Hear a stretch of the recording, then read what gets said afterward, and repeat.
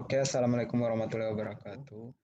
Di sini kami dari kelompok 1, ada rekan saya Novela Hildayani, Novita Tetrobi, dan gabungan dari kelompok 4, Husnul Khotimah, Yuhaira Al-Maida, dan Haidir Ali. Untuk pembahasan hari ini, kita ingin membahas tentang metode penentuan harga pokok pesanan.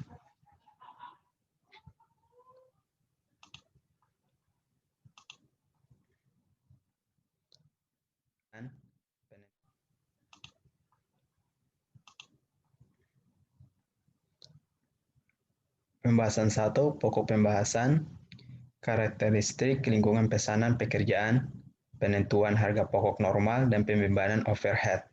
Menelusuri biaya pesanan dengan dokumen sumber.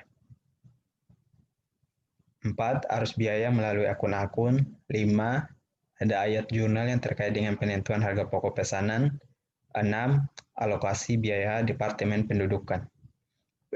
Alokasi biaya Departemen Pendukung. Pembahasan 2. Karakteristik lingkungan pesanan pekerjaan. Produksi dan penentuan biaya pesanan. Produksi dan penentuan biaya proses. Pembahasan 4. Perbandingan penentuan harga pokok pesanan dan proses. Penentuan harga pokok pesanan ada beberapa ragam atau beragam produk yang berbeda. 2. Biaya dia kumulasikan berdasarkan pekerjaan. 3. Biaya per unit sama dengan total biaya pekerjaan atau output. Di penentuan harga pokok proses, produk-produk yang bersifat homogen. Biaya diakumulasikan berdasarkan proses atau departemen. Biaya per unit sama dengan biaya proses atau output. Penentuan harga pokok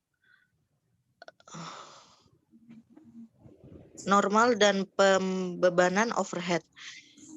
Biaya per unit menjadi sangat penting karena para manajer membutuhkan informasi biaya yang akurat atas bahan baku, tenaga kerja, dan overhead.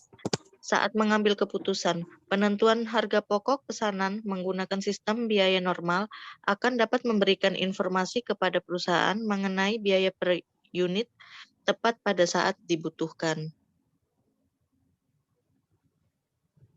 Next. Permasalahan dalam menggunakan perhitungan biaya aktual yaitu 1. Menentukan biaya overhead. Permasalahannya terdapat pada produksi yang tidak sama, biaya overhead yang tidak sama. Next. Penentuan harga pokok normal dan memperkirakan overhead. Langkah pertama, menghitung tarif overhead yang ditentukan sebelumnya. Langkah kedua, membebankan overhead ke produksi sepanjang tahun. Langkah ketiga, melakukan rekonsiliasi perbedaan antara total overhead aktual yang dikeluarkan dan yang dibebankan ke produksi. Menelusuri biaya pesanan dengan dokumen sumber. 1. Kartu biaya pesanan, job order cost sheet. Kartu biaya pesanan berisi semua informasi yang berkaitan dengan sebuah pesanan. Untuk pesanan yang sederhana, kartu biaya pesanan cukup ringkas. 2. Permintaan bahan baku atau material requisition. Biaya bahan baku langsung yang dibebankan ke sebuah pesanan atau pekerjaan berdasarkan dokumen sumber yang disebut dengan formulir permintaan bahan baku. Yang ketiga, kartu jam kerja atau time tickets. Alat yang digunakan untuk membebankan biaya tenaga kerja langsung ke masing-masing pesanan adalah dokumen sumber yang disebut dengan kartu jam kerja atau time ticket. Berikutnya saya serahkan kepada rekan saya Haidir. Biaya yang melalui akun-akun akuntansi untuk biaya tenaga kerja langsung, yaitu arus biaya tenaga kerja mencerminkan hanya biaya tenaga kerja langsung. Tenaga kerja tidak langsung dibebankan sebagai bagian overhead. Sedangkan akuntansi untuk overhead yaitu penggunaan perhitungan biaya normal yang membebankan overhead ke setiap pesanan dengan menggunakan tarif yang telah ditentukan sebelumnya. Akuntansi untuk biaya overhead aktual, yaitu prosedur umumnya adalah mencatat overhead aktual ke akun overhead control atau overhead control account. Pada akhir periode overhead aktual direkonsiliasi dengan overhead yang dibebankan. Apabila varian overhead tidak material, varian ini akan tutup ke beban pokok penjualan. Berikutnya akuntansi untuk barang jadi. Saat pesanan selesai dikerjakan, nilai bahan baku langsung, tenaga kerja overhead yang dibebankan dijumlahkan untuk menghasilkan beban pokok produksi dan pesanan secara bersamaan. Biaya dari pesanan yang telah diselesai dikerjakan dipindahkan dari akun barang dalam proses ke akun barang jadi. Oke, berikutnya akuntansi untuk beban pokok penjualan. Dalam perusahaan yang berproduksi berdasarkan pesanan, unit-unit dapat diproduksi untuk pelanggan tertentu atau diproduksi dengan harapan dapat menjualnya di kemudian hari. Next. Berikutnya yaitu akuntansi untuk biaya non-manufaktur. Biaya-biaya ini terdiri atas biaya penjualan dan administrasi umum yang tidak pernah dibebankan ke produk, bukan merupakan bagian arus biaya manufaktur.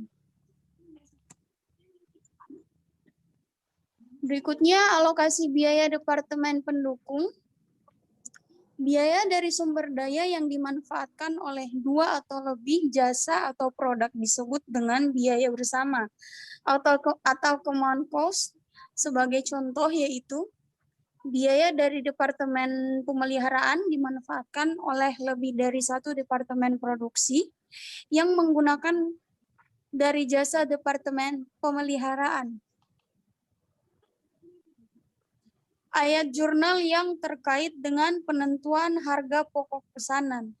Transaksi-transaksi yang mengalir melalui akun-akun dalam penentuan harga pokok pesanan dimasukkan ke dalam sistem akuntansi dengan membuat ayat-ayat jurnal dan memindahkan bukunya ke akun-akun. Untuk jenis-jenis departemen sendiri itu terbagi menjadi dua. Yang pertama departemen produksi atau producing departments. Yang kedua yaitu departemen pendukung atau support departments. Oke, berikutnya langkah-langkah untuk menentukan biaya produk menggunakan tarif overhead departemen yang ditentukan sebelumnya. Yang pertama, kelompokkan bagian-bagian dari perusahaan menjadi beberapa departemen. Yang kedua, klasifikasikan setiap departemen sebagai departemen pendukung atau departemen produksi.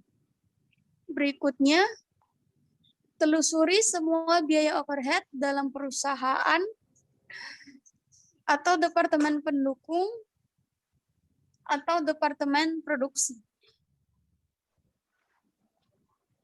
Oke, ada bebankan biaya-biaya departemen pendukung ke departemen produksi dengan menggunakan pemicu-pemicu yang mengukur konsumsi dari layanan yang diberikan oleh departemen pendukung. Hitunglah tarif overhead yang ditentukan sebelumnya untuk departemen-departemen produksi. Bebankan biaya overhead ke unit atau masing-masing produk dengan menggunakan tarif overhead yang ditentukan sebelumnya.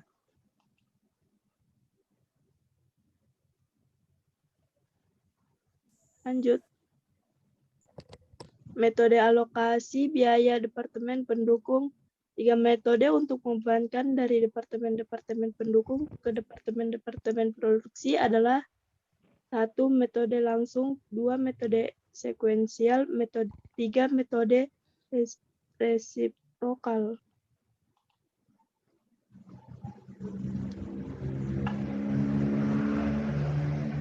Persamaan penting, yaitu yang pertama, tarif overhead yang ditentukan sebelumnya sama dengan perkiraan biaya overhead tahunan per perkiraan tingkatan aktivitas tahunan. Yang kedua, overhead yang dibebankan sama dengan tarif overhead yang ditetapkan sebelumnya kali tingkatan aktivitas aktual. Yang ketiga, total biaya produk normal sama dengan bahan baku langsung aktual tambah tenaga kerja langsung aktual ditambah overhead yang dibebankan. Keempat, varian overhead sama dengan overhead aktual dikurang overhead yang dibebankan. Yang kelima, beban pokok penjualan yang disesuaikan sama dengan beban pokok penjualan sebelum penyesuaian ditambah varian overhead. Catatan overhead yang dibebankan kurang lebih overhead aktual berarti overhead yang dibebankan lebih tinggi dikurangi dari beban pokok penjualan. Overhead yang dibebankan lebih besar overhead aktual berarti overhead yang dibebankan lebih rendah ditambahkan ke beban pokok penjualan. Yang keenam, tarif overhead departemen sama dengan perkiraan overhead departemen per perkiraan tingkatan aktivitas departemen. Oke, terima kasih. Itulah paparan dari kelompok 1 dan gabungan dari kelompok 4 tentang pembahasan metode penentuan harga pokok pesanan.